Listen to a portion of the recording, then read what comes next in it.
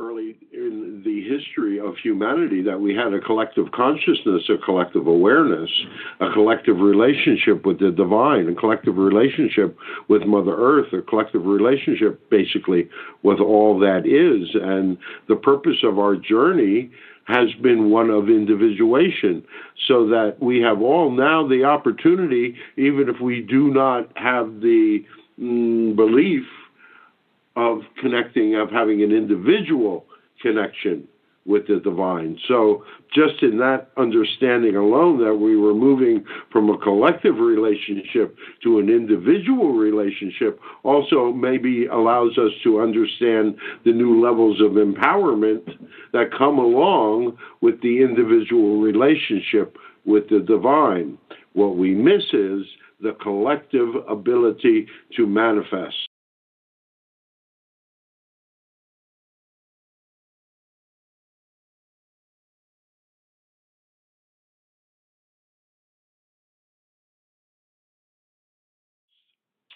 You have a question for us, Adrian? Something you wish to know? Well, Josh and I thought we were going to tell our story. We know why and how we got here, but from your perspective, it's the timing. We do not exist within the realm of linear time, but you do. Yes. And within the dynamic of the realm of linear time, and this set, this planetary set, is such that you do incremental, you come into incarnations in this reality in order to have certain experiences, and those experiences are stretched out over the illusion of linear time. And so it's simply timing.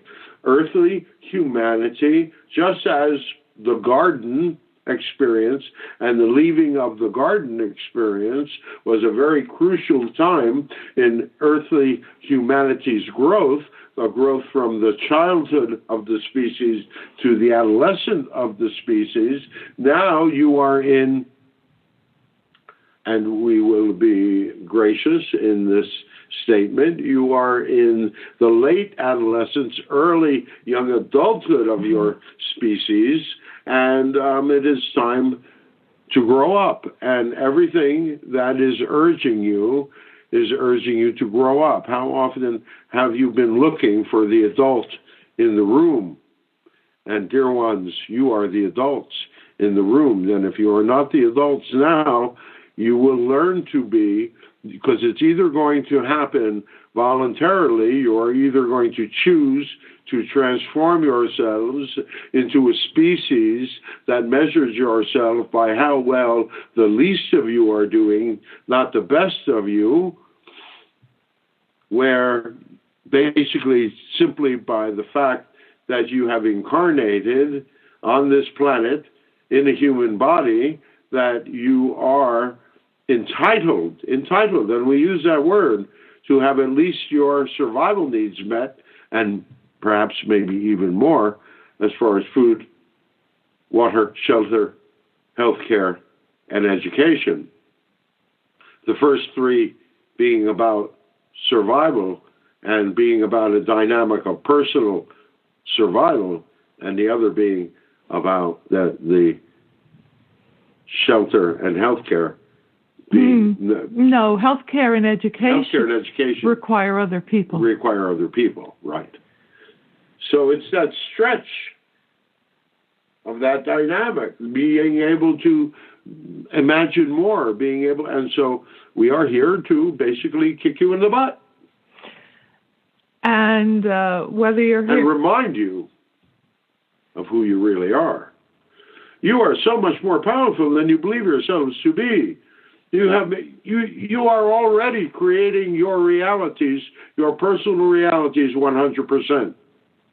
If you are objectively examining your beliefs, if you objectively examine your beliefs around how you believe about the divine, how you believe about God, Goddess, all that is, no matter what religion or what spiritual path you may follow, one is as relevant as the other. Yes. In our perspective. All right? Now, don't get locked up in dogma. Allow your relationship with Spirit to grow as you would grow. Mm-hmm. Allow your understandings to grow, and realize that all of the metaphors that have been given in your sacred texts and in your Bibles and these whole dynamics are really simply metaphors for templates of behavior that you are being asked to exhibit, that you are being asked to grow into, to be caring, to be compassionate, to be understanding, to realize that you are enough, to realize there is enough, and to be able to create a reality beyond one of evolutionary competition and comparison, survival of the fittest, to move to a new place of possibility.